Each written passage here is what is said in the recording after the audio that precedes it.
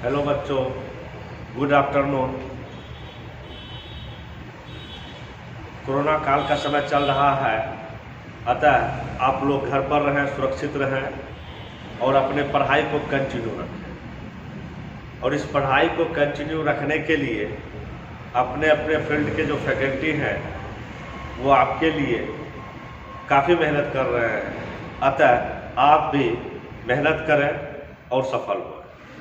चलिए, पिछले video class में हम लोगों ने देखा था कि प्राकृतिक कायिक प्रवर्धन क्या होता है और यह प्रवर्धन कितने तरीकों या कितने प्रकार से संपन्न होता है। तो हमने देखा था कि वह दो प्रकार से होता है, एक प्राकृतिक होता है और एक कृत्रिम होता है। प्राकृतिक कायिक प्रवर्धन में भी हमने देखा था कि वह कितने प्रकार से होता है। तो वह मुख्य रूप से जैसे जड़ द्वारा होता है, तना द्वारा होता है।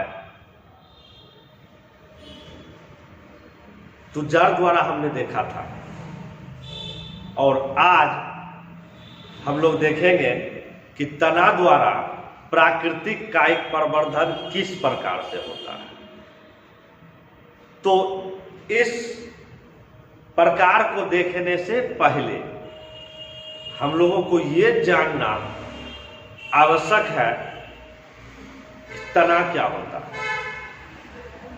तने के बारे में जो सामान्य जानकारी है वह यह है कि भूमि के जो नीचे पाया जाएगा वह तना कहलाएगा।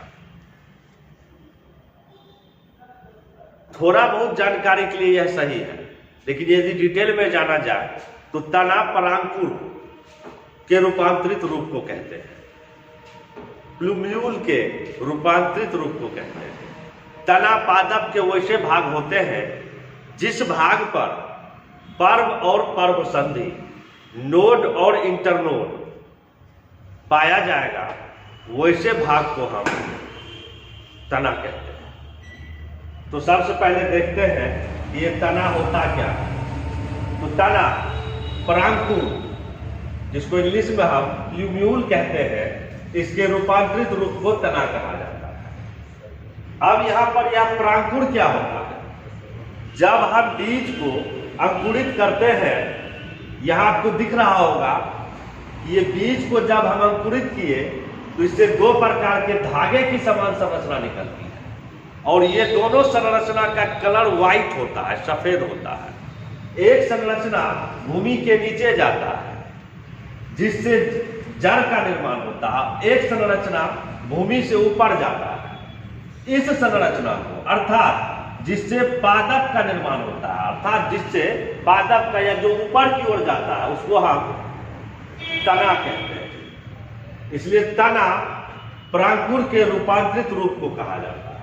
और दूसरे भाषा में समझे तो पादप यानी प्लांट का ऐसा भाग या पार्ट जिस पर नोड यानी पर्व संधि एवं पर्व यानी इंटरनोड पाया जाता हो, तो वैसे भाग को हम तना, स्टेम या पर्रोग कहते हैं। अब इसको हम एग्जाम्पल में देखें। जैसे आपने देखा होगा ईख का गाछ या मक्का का पेड़ पौधा देखा होगा। आप देखे होंगे ईख या केतारी में थोड़ा थोड़ा डिस्टेंस पर गांठ की जैसी संरचना होती है। थोड़ा थोड़ा डिस्टेंस पर गांठ की जैसी संरचना होती है। ये जो आपको दिख रहा है हरा कलर का, ये गांठ की जैसी संरचना को ही हम नोड कहते हैं और हिंदी में पर्व संधि बोलते हैं। और ये दोनों गांठ के बीच का जो दूरी है, इस डिस्टेंस को हम पर्व कहते हैं। ये जो आपको दिख रहा है कि दो गांठ के बीच में जो डिस्टेंस है, दूरी है, इस दूरी को ही हम पर्व अर्थात इंटरनोड कहते हैं। एक ऐसे लेते हैं उदाहरण जो भूमि के नीचे हो, जैसे आलू, यह भूमि के नीचे पाया जाता है, यह भूमिगत तना का रूपांतरित रूप होता है। इसमें भी देखते होंगे कि आलू पर सतह पर गांठ जैसी संरचना होती है और इस गांठ को हम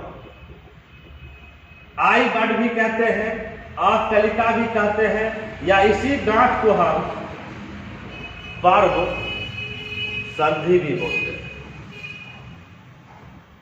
अब आगे देखते हैं कि इस तना के द्वारा जो कायिक प्रवर्धन होता है वह कितने तरीका से होता है या कितने प्रक्रिया द्वारा संपन्न होता है। तो तना द्वारा कायिक प्रवर्धन, एक बार मैं रिपीट कर दूं कि ये कायिक प्रवर्धन क्या होता है। उच्च श्रेणी के पादप में पादप के कायिक भाग या शारीरिक भाग या प्रोपेग्यूल से नए पादपों का निर्माण होना कायिक प्रवर्धन कहलाता है। और तना द्वारा नए पादपों का निर्माण होना तना द्वारा प्राकृतिक कायिक प्रवर्धन कहलाएगा। और तना द्वारा जो कायिक प्रवर्धन होता है वह 3 प्रकार से होता है। चूंकि तना अलग अलग प्रकार से रहता है, जैसे कुछ तना जो भूमि के नीचे पाया जाता है, कुछ तना जो भूमि पर लेटे हुए अवस्था में होता है। लेटे हुए अवस्था का मतलब होता है कि वह आधा भूमि के नीचे होता है और आधा भूमि से ऊपर होता है। और कुछ ऐसे तना है जो केवल भूमि से ऊपर ही पाया जाता है, यानी जमीन या लैंड के संपर्क में तना का भाग नहीं रहता है। तो देखें, वैसा तना जो भूमि के नीचे होता है उस तना को हम कहते हैं भूमिगत तना, अंडरग्राउंड स्टेम। वैसा तना जो भूमि के अंदर हो और कुछ भाग भूमि से ऊपर हो, अर्थात लेटा हुआ अवस्था में हो, उसे कहते हैं हम अर्धवायवीय तना, सब अरियल स्टेम। और इसका सबसे अच्छा उदाहरण है दुभी, जिसको हम ध्रुव घास बोलते हैं। तीसरा है वैसा तना जो भूमि के संपर्क में ना हो, अर्थात भूमि से ऊपर हो, उसको हम कहते हैं वायवीय तना, एरियल प्लांट। अंडरग्राउंड तना का जो सर्वोत्तम उदाहरण होता है, जैसे आलू हो गया, जैसे प्याज हो गया, जैसे लहसुन हो गया, जैसे ओल हो गया। चूंकि यह क्या होता है, भूमि के नीचे पाया जाता है, इसको हम भूमिगत तना का रूपांतरित रूप कहते हैं। इसकी संरचना जड़ की जैसी होती है, यह जड़ नहीं होता है क्योंकि इस पर गांठ पाया जाता है, यानी पर्व, संधि और पर्व पाया जाता है।